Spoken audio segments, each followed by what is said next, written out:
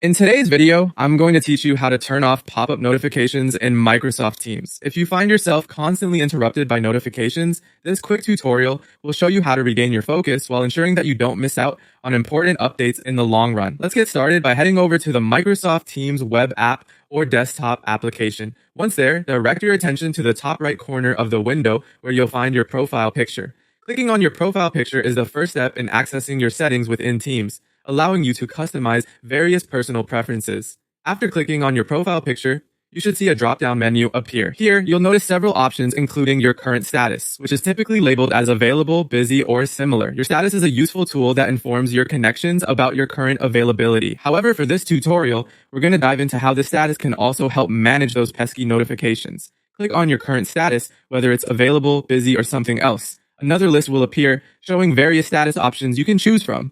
Scroll through these options and select Do Not Disturb.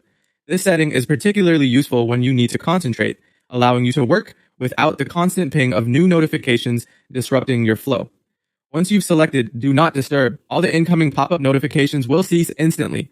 Microsoft Teams respects your need for focus, stepping aside until you're ready to catch up. This is ideal for those moments when you need your full attention on a task at hand, ensuring you stay productive without missing essential alerts. Remember, even though pop-ups are paused, any updates or messages will be stored in your activity feed. You can revisit these at your convenience, making it easy to stay on top of things without the immediate distraction. It's important to note that switching to Do Not Disturb is a temporary setting. Once you're ready to receive notifications again, you'll need to manually change your status back to available, busy, or any other status that suits your schedule. This ensures that you don't miss out on vital communications over extended periods. Being mindful of your status settings can greatly enhance your productivity and help maintain a balanced workflow without sacrificing important interactions. There you have it, a straightforward way to manage your notifications in Microsoft Teams.